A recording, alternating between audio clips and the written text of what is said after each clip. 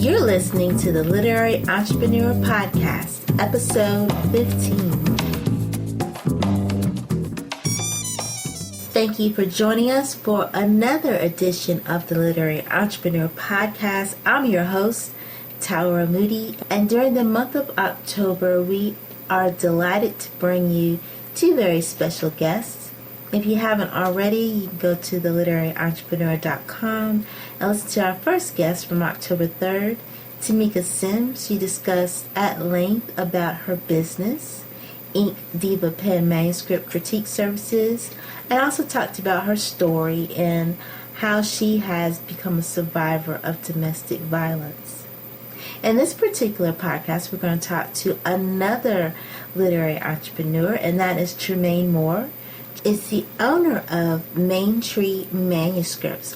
We're going to talk to him about his publishing company as well as some of the books that he has authored, and also talk about his experiences as a survivor of sexual abuse. So we're going to join Tremayne Moore in just a moment. Welcome to this edition of the Literary Entrepreneur Podcast. I'm your host, Taura Moody, and I am so excited about today's podcast. We are recording this podcast for October, which is a special month of different awarenesses. And I wanted to invite an author, publisher, and speaker, as well as a fellow author friend, Tremayne Moore, onto the show.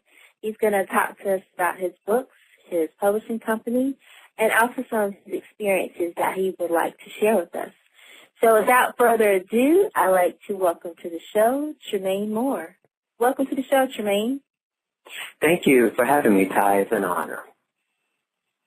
No problem. Well, we'll jump right in. I always like people to kind of get to know who the guest is. So tell us a little bit about who Tremayne Moore is.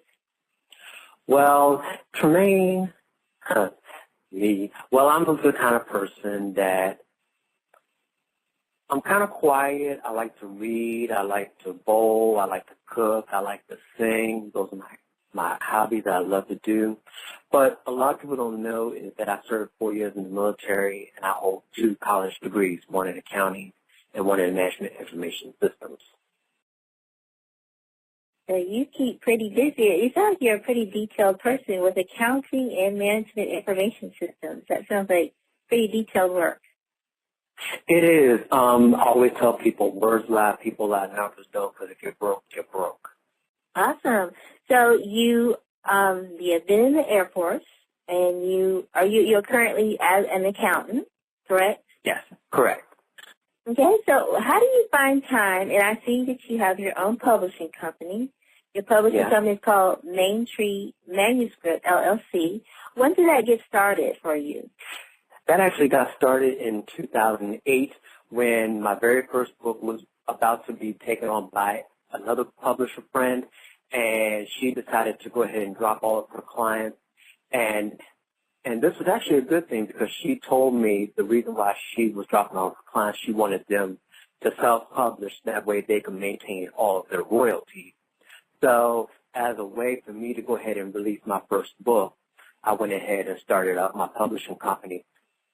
Initially, I didn't intend to take clients, but after I released my first book, that's when I decided to go ahead. If anybody wanted to come on, they could come on under me if they wanted to be published under me, and then I will continue to release my books under my company. Awesome. And tell us about some of the books that you've written under your company.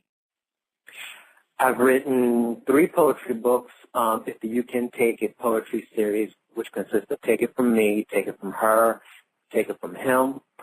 And then in 2012, I released my first novel, Deaf, Dumb, Blind, and Stupid. And then in 2013, 2 books came out, one by me and one by my very first client. The client was Angelica Henderson. Her book was called Why Do You Stare? It's a poetry book. And then a month later, which was July of 2013, I released Pieces of Me.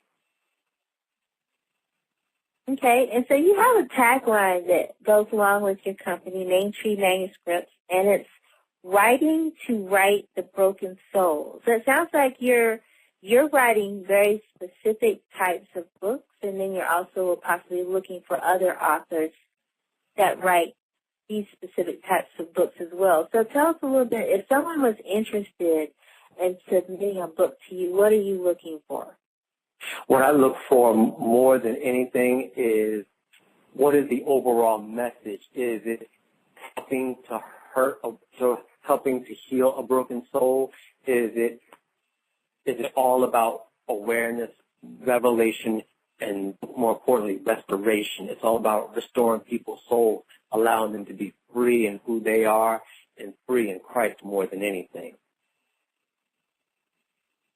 And you definitely can definitely manage a project like that, or even write a project like that, because you have your own personal experiences that you've shared in your writing.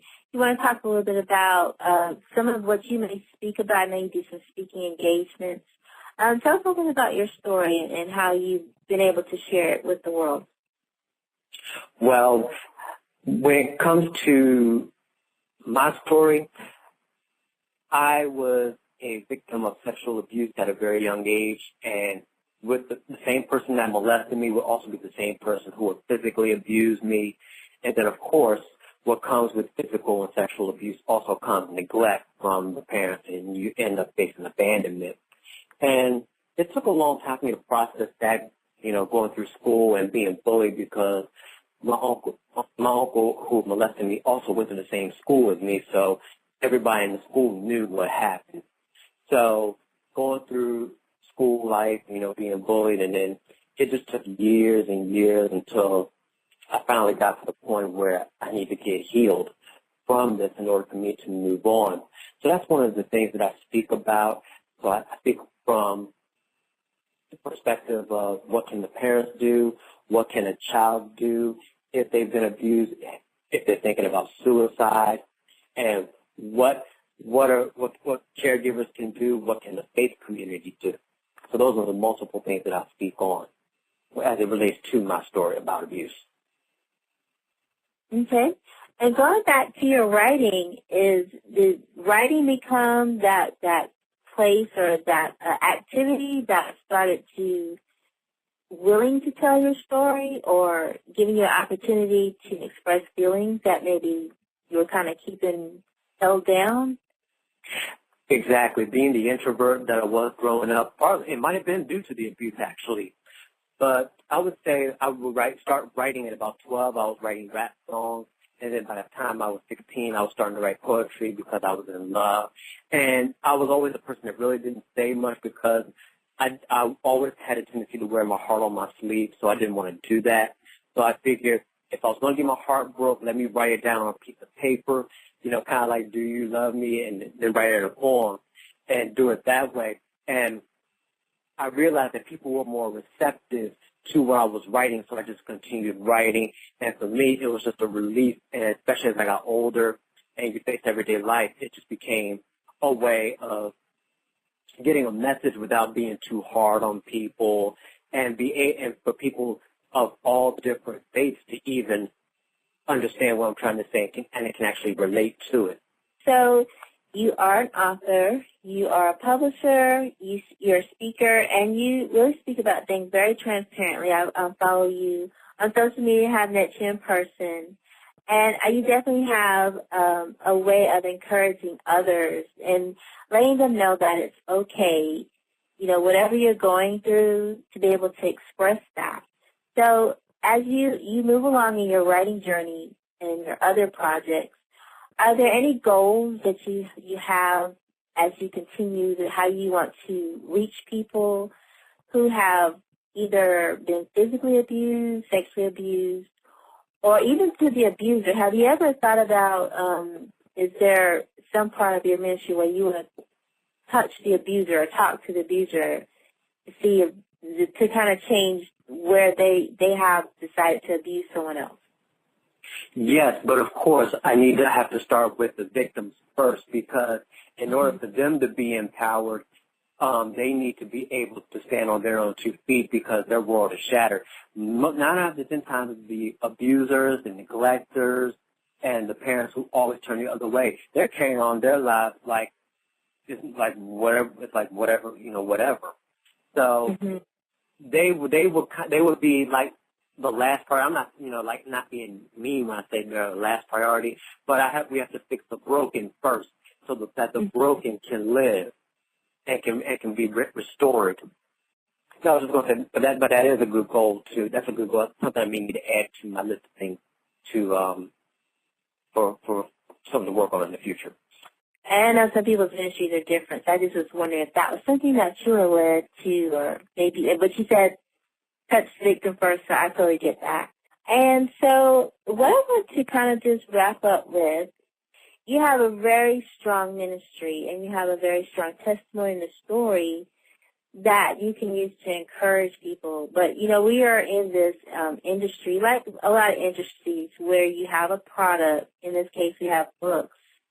How do you try to balance that, trying to market a book to people versus you really want someone to have this book or to pick up this book and to be touched by it, to be changed by it? Is there some kind of balance that you have to, or mindset that you have to go through?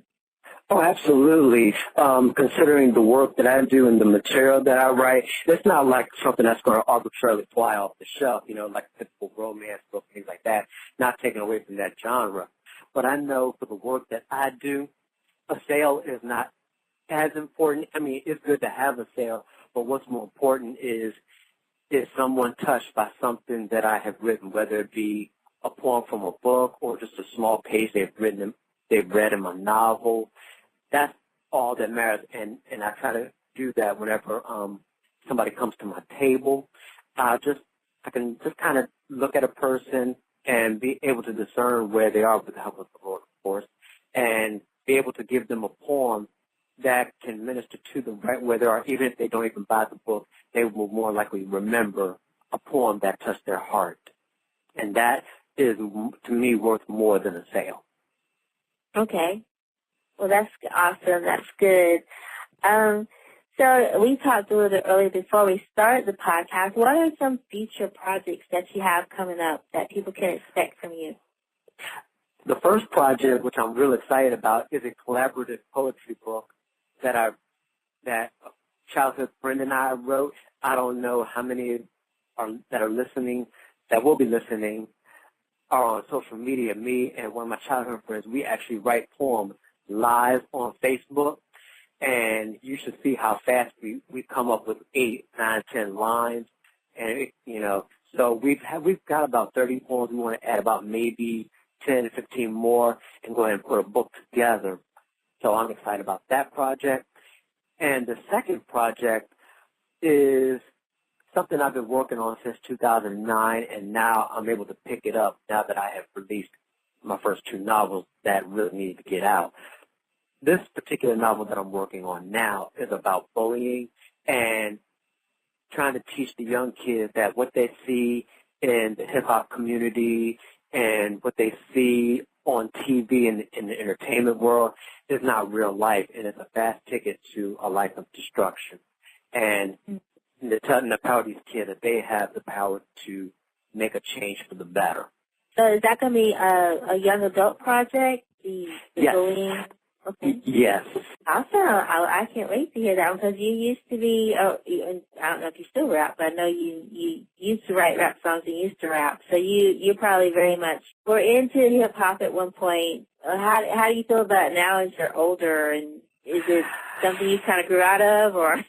Well, actually, I do Christian rap. I don't do it as much, and actually, I am about to get back into it and finish out a project that I kind of sat on for years and years, and I need to get it done. And I might also do a audio book based off my poetry and have other people recite my poems, set the music. So I've got a couple of music projects in the pipeline that I finally will be able to get back into. I'm determined to get back into, rather. Oh, good. Well, that sounds awesome. I look forward to hearing that compilation of your poetry and music. We're going to wrap up the podcast. I always like people to know, where can they find you online? They can find me on Facebook. I have a profile page and an author page. I'm also on Twitter. I'm also on Goodreads. and they could look for me on my website, and I also have a YouTube channel. Just type my name, and you'll find me. Okay. All right. Well, we'll be looking for you. And what I'll do in the podcast notes, I'll be sure to add those links so that people can click to your various places online very quickly. So with that said, Tremayne, the interview went by pretty fast. I think I learned a lot more about you, and I hope that others will find the interview enlightening as well. So I want to thank you for the opportunity to be on the show. Thank you again for having me. Once again, we want to thank you for tuning in to another edition of the Literary Entrepreneur Podcast. You can find these podcasts at the official location, which is theliteraryentrepreneur.com. You can also find these on youtube.com, soundcloud.com, and as well as Spreaker.com. All you have to do is type in The Literary Entrepreneur. In the meantime, I just want to leave you with a few words of advice that if you listen to the podcast, hopefully you'll really start to get. And that is, you are more than an author. You are a literary entrepreneur. Writing and marketing books is a business. Let's learn how to attract readers to your books together.